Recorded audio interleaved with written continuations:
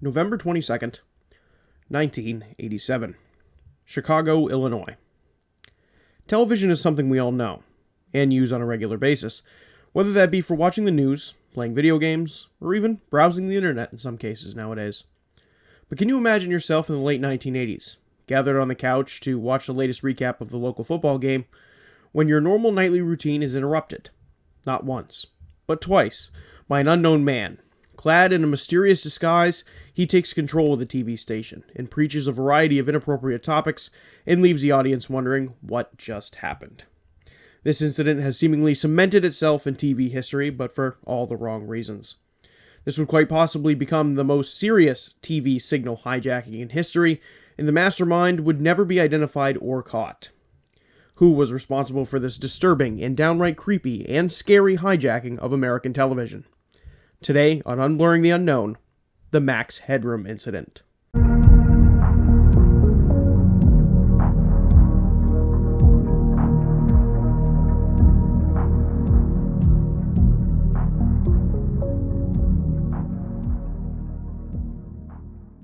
Welcome back to Unblurring the Unknown. As always, I am your host, Dominic. And for today's episode, it originally wasn't supposed to be this topic. To be honest, it was actually supposed to be a missing persons case, instead in the story of the Springfield 3.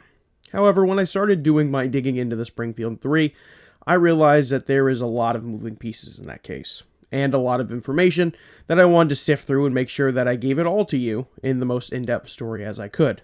Obviously, I try and do that every single week, but obviously doing my research into that one, I'm like, well, there's a lot of people, there's a lot of moving pieces, there's a lot of different kind of variables at play here.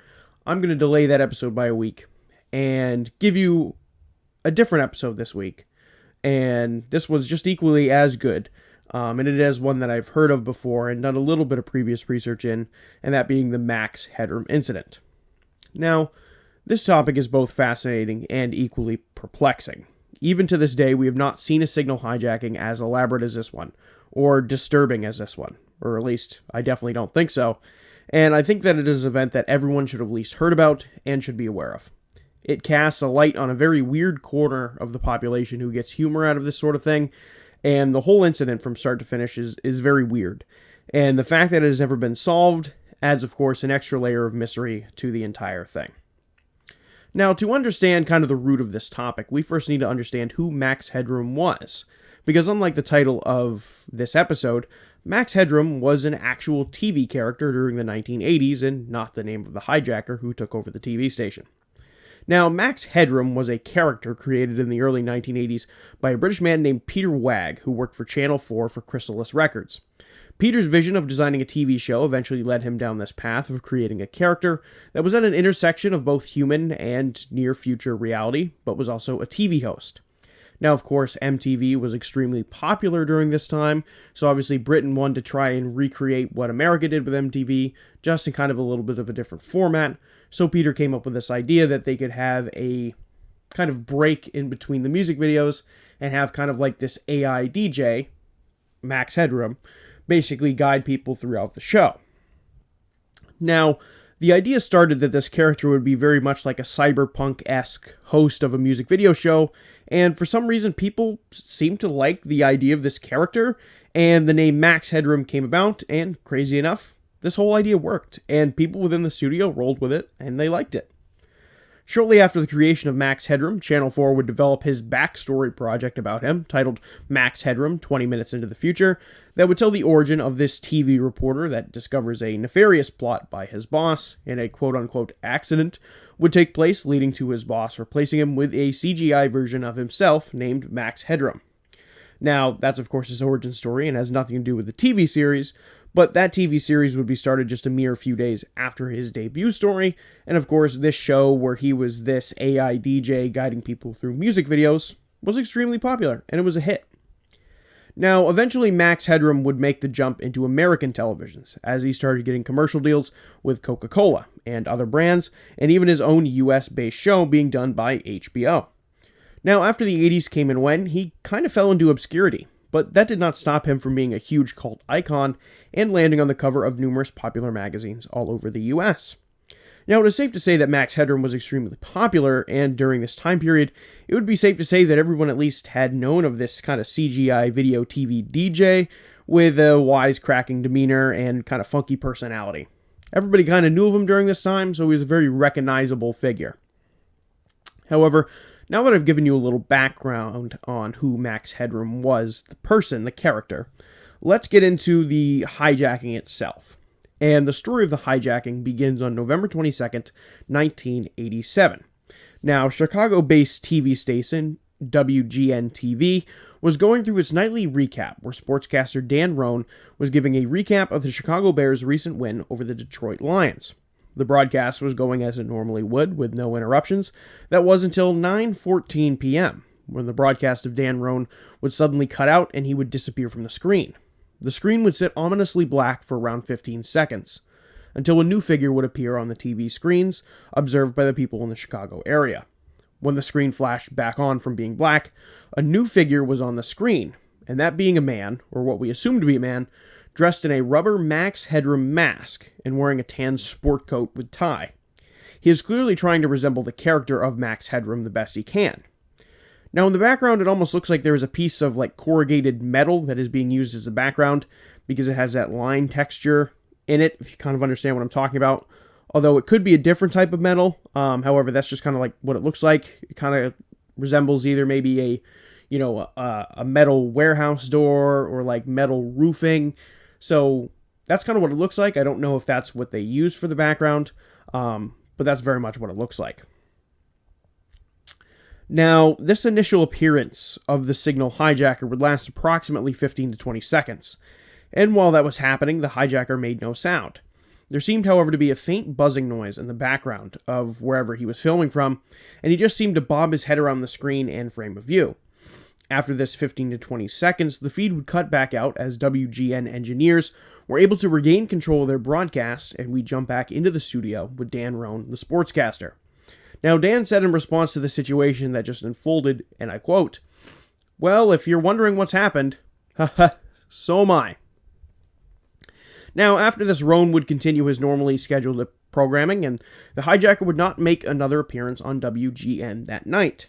However, that wasn't the only mischief that he would create, and it would get so much stranger and more bizarre later as the night would progress. Now, in this first broadcast, of course, it's just 15 seconds of silence, and you kind of hear this faint buzzing noise, but it's also the screen in the background is kind of rotating, and that was very Max Headroom-esque, because if you look at the actual Max Headroom show, he's got all these funky backgrounds, and he's kind of, bobbing around the screen and being kind of very energetic and kind of a little chaotic. That was very much what the hijacker was trying to replicate, so the background's moving all around, you're hearing this faint buzzing noise, and he's just kind of bobbing on the screen. Very kind of weird, very creepy, kind of ominous, but that's, of course, just the tip of the iceberg. Now, also during this time period, WGN and the engineers from WGN thought for sure that this was an inside job from someone trying to pull a prank from within the station, so they decided to comb the place up and down to figure out where this broadcast came from, and they didn't find anything. Of course, if this was someone in the station, this would be one heck of a prank if it was certainly somebody within the station just pulling a prank on maybe Dan Roan or maybe pulling a prank on the network. But, of course, if being caught, this would be one heck of a prank because hijacking a TV station broadcast like this would be a felony charge, a ridiculous amount of fines, and obvious jail time. If this was their way of getting a ruse out of their coworkers, it would be a costly one at that. Now, WGN realized that the signal was coming from elsewhere off-site, but they had no idea where. Of course, they would not be the only station to witness this hijacker. Now, approximately 2 hours later, another local Chicago-based TV channel, WTTW, was playing an episode of Doctor Who, specifically the episode titled The Horror at Fang Rock. Now, of course, no one would think too much of this, until the hijacker would then target WTTW and would take over this station this time. The video on the station suddenly cut out, and 2 hours before, a few seconds prolapsed until the figure reappeared on the television. Again, same mask, same sport coat, and same background. Except this time, he actually talked. It was very strange, very creepy, and very odd. Now, of course, this same kind of buzzing and background static can be heard throughout the whole course of the video, and even though the hijacker is speaking, and I wish I could play a video of this, and I'd like to play a video over this, but I don't want to risk getting hit with a copyright strike or anything of that nature, so I'm going to play it safe, and instead walk through everything he proceeds to say during this second broadcast. Now, it turns out this second broadcast would go on for much longer, as he gets roughly 90 seconds of airtime before the signal cuts out and we are brought right back to Doctor Who. Now, when he speaks as well, it seems like he's using some type of voice distorter that makes his voice sound very robotic. Now, it is unsure whether or not he was doing this to try and make himself fit the Max Headroom character, or if in fact he was doing this to conceal his identity from people who might recognize his voice. Now, when the hijacker made his appearance on the screen, he started by saying, "That does it, he's a frickin' nerd," and then follows that up with some kind of creepy maniacal laughter, and then he follows that up with, "Yeah, I think I'm better than Chuck Swirsky, frickin' liberal, oh Jesus." Now, just for a little context, Chuck Swirsky did play-by-play radio broadcasting for the Chicago Bulls starting in 1979, so it's odd that he is mentioned by the hijacker, or kind of what role he plays in being mentioned, or kind of this whole gimmick that the hijackers are using. I don't know if this was a dig specifically at Chuck Swirsky because he didn't like him, or what this was. I'm not really sure. Now, the hijacker goes back to searching for something on the floor, and he kind of continues to laugh, and the screen obviously keeps doing this. The background keeps rotating, and we can keep hearing this buzzing noise. And after a few seconds, he pulls up a can of Pepsi and shows it to the camera and says, "Catch the wave," which, of course, is a dig at Coca-Cola and Max Headroom, as during this time, Max Headroom was actually the spokesman for New Coke, which was a new flavor of Coke that was coming out, with "Catch the Wave" being the slogan. This kind of seems more solely to be a mock more than anything else. Now, the hijacker would then throw the can at the camera, and then would kind of keep laughing, and then he would say, "My files," and then like laugh again. Weird what he's referring to here. Now, after that, he seems to hum the tune of a TV show called Clutch Cargo. Now, Clutch Cargo was an animated TV show that ran for 2 seasons and started in 1959, which I guess is kind of a clue because it shows us that our hijacker is old enough to remember the theme song to an almost 20-year-old show at this point. So, now, rewind just a few seconds. During the beginning segment of this, he almost has this extension attached to his middle finger on one of his hands, and at first glance, it kind of looks like a sex toy of a male penis. Now, it is uncertain if this is the case, and of course, my words don't do this entire thing justice, and I do encourage everyone to take a look at the full video so you do have a better understanding of what I'm talking about.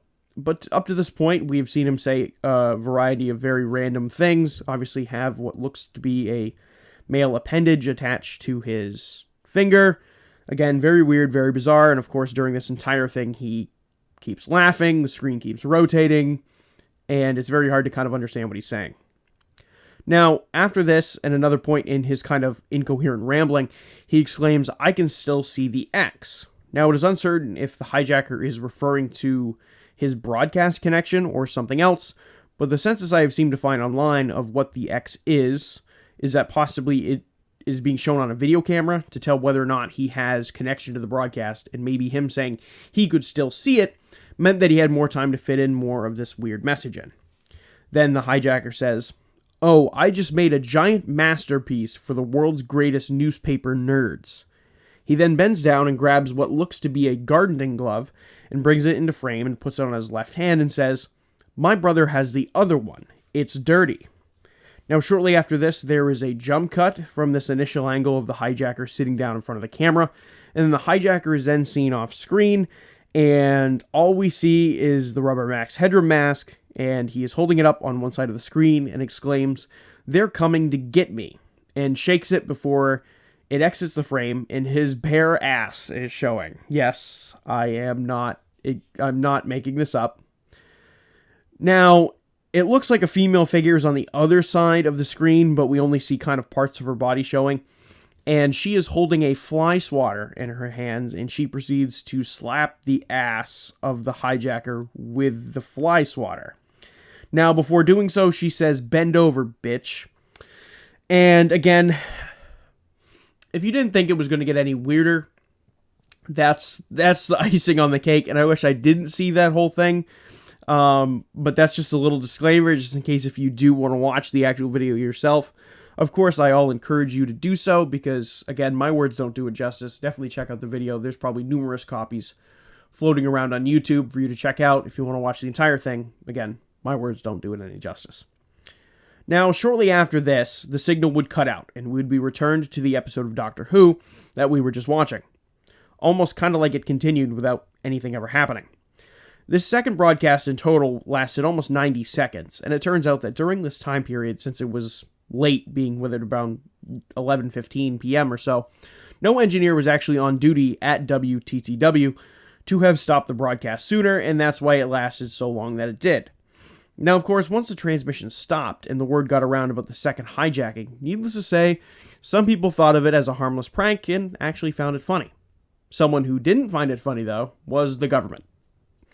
Now, the FCC, aka the Federal Communications Commission, who monitors everything put over radio and television, wanted to fire out and kind of figure out who the mastermind was behind all of this as soon as possible.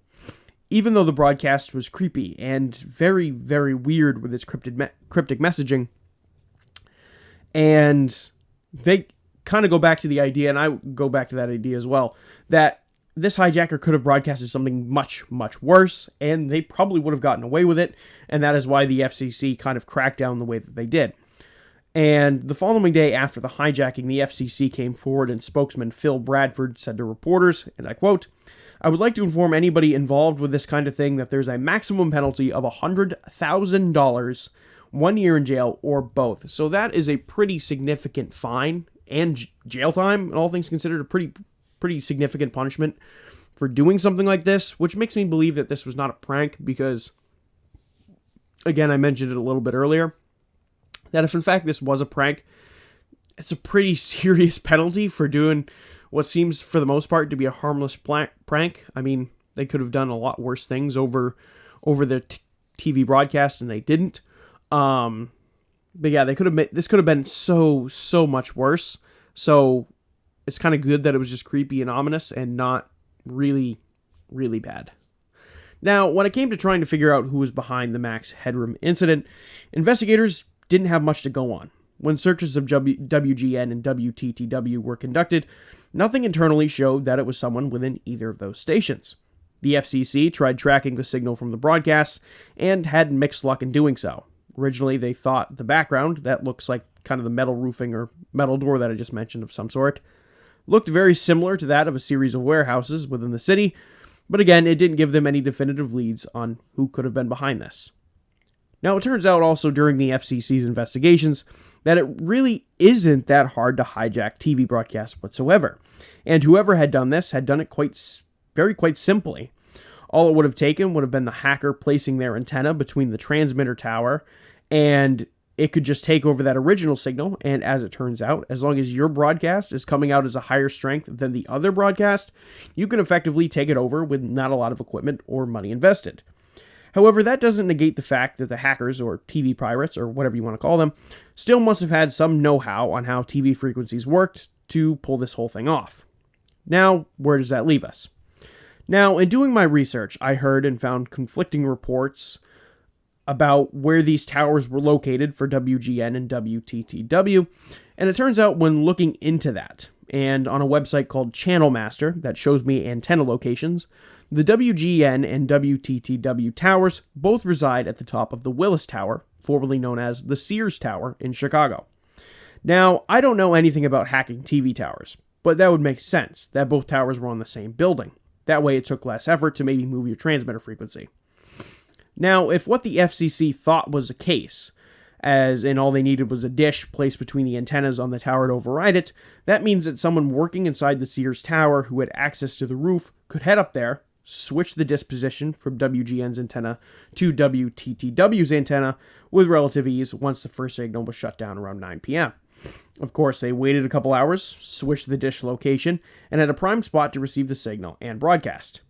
Again, this is mostly just speculation on my part, and my thought process could be off here, but based on what I did for research, this seems like a reasonable assumption. Now, one last little bullet point before I wrap everything up in regards to the story and investigation aspect of this incident. Some people speculate whether or not that the entire broadcast was live, or if it was pre-recorded. And to that, it kind of looks like both. And the reason I say that is because of the jump cut that takes place from when the hijacker in the Max Headroom mask goes from the center of the screen to the angle where his ass is out. It is a seamless jump cut. You can't really do that live like that, especially not in 1987. So that means that this portion of the broadcast must have been recorded, and they were going to try and fit it in if the hijackers had enough time with the signal. Now, obviously, that beginning part where he's talking to the camera and he's doing all these weird things, that seems like it's live, because he's doing a lot of incoherent rambling. And then when it transitions to him getting his ass smacked with the fly swatter, that seems pre-recorded because it seems like there was a direct message being conveyed there. Not really sure what that direct message is, but it seems like there's at least a focal point that they want you to look at, and that's being his ass getting smacked by the fly swatter, I guess. Again, I'm just assuming, but I think with the jump cut, that second piece is pre-recorded, that first part is live. Now, another thing to add is that we can assume that maybe they also had more time than they assumed because of the hijacker's comments in regards to, I can still see the X. Implying maybe, perhaps, he still had connection way past what they thought they were going to have, and either decided to play the recording of getting his ass slapped once he was done doing all this kind of weird and cryptic shit, but who knows? This whole thing is very bizarre, and a lot of this to me is just taking educated guesses, but it makes sense in my head anyways. Of course, the FCC had a very short list of suspects, but none of them really went anywhere. After all, they didn't have any leads to go off of, and they didn't have any tips coming in either.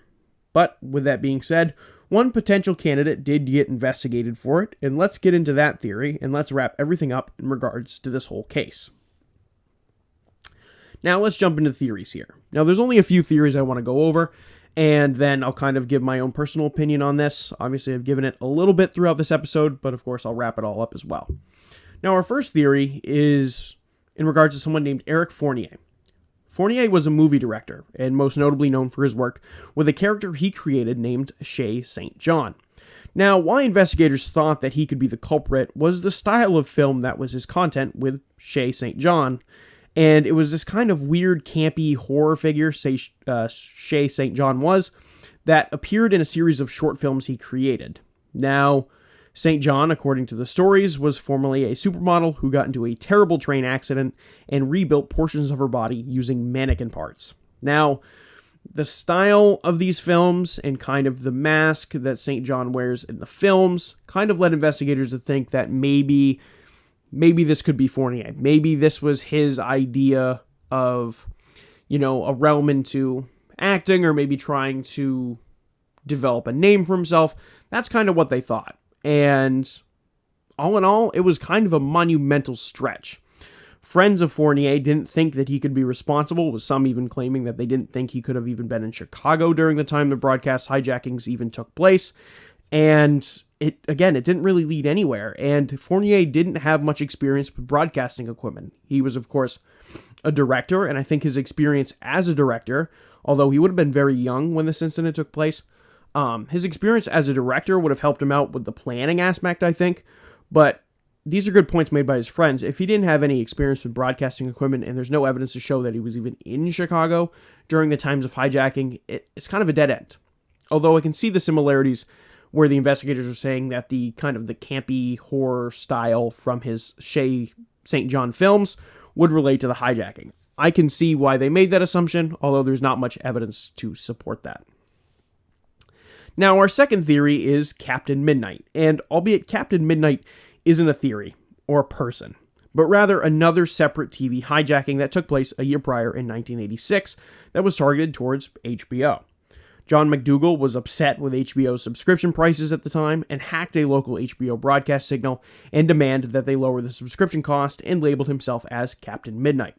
This hijacking was not a video, though. It was just a series of multicolored bars with his message sprawled out on them.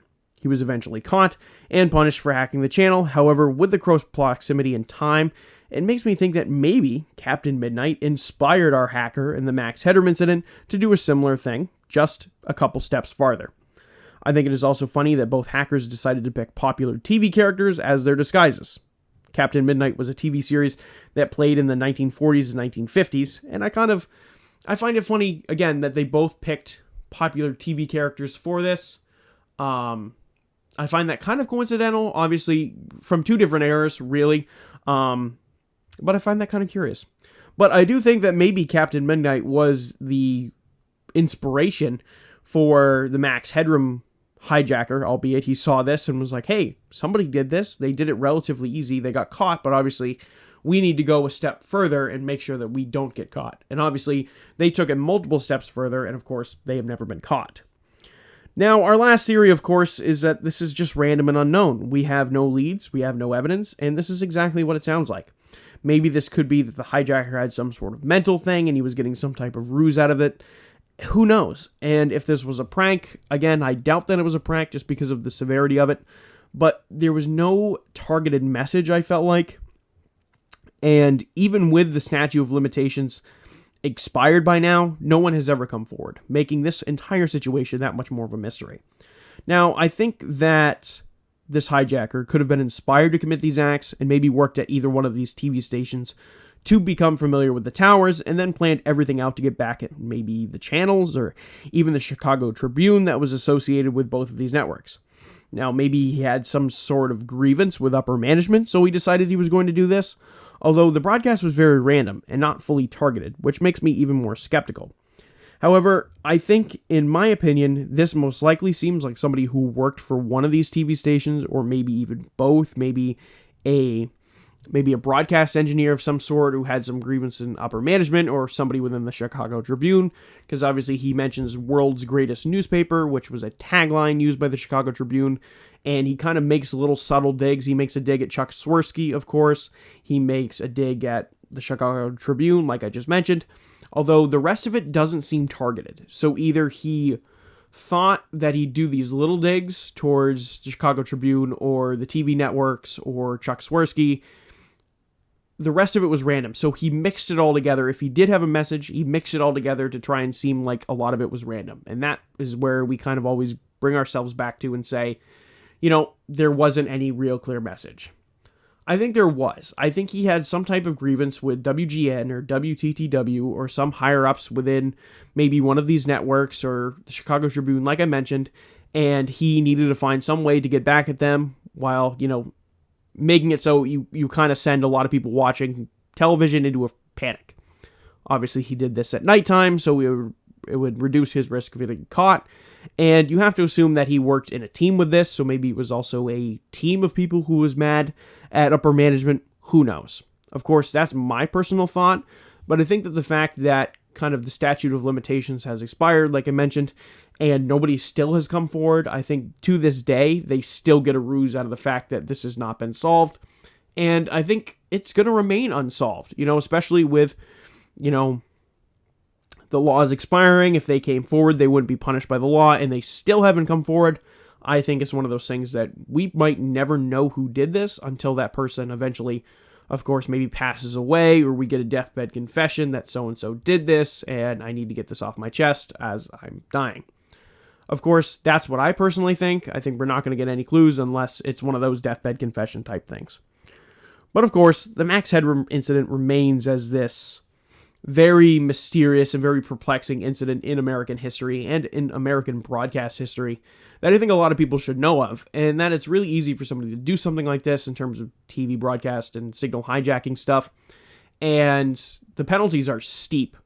But yeah, this is just a very perplexing, very mysterious case, and I hope you all enjoyed this episode, a little bit different than something that I've done before, but very mysterious, very different, and again, I hope you all appreciated it.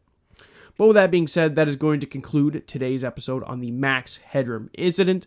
If you have any personal thoughts, any theories, any comments you want to share with me, you can obviously send those to my email. You can also send them Instagram direct message, or you can leave them in the comment section. I do interact with my comments. I do read my comments. So if you do leave me a comment, I do go in there and I do read them, and most likely I usually respond to them as well.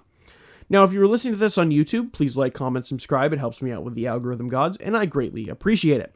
If you are listening to this on Spotify, please turn on post notifications so you get notified every time I post a new episode. Now, as well, I'm on Instagram at Unblurring the Unknown, where I'll be posting custom cover art to this week's episode. And you can also go ahead and follow me on TikTok, where I post 1-minute breakdowns of all of the episodes that I do. But with that being said, that is going to conclude this week's episode of Unblurring the Unknown. I hope you all enjoyed it, and I will see you all on the next one.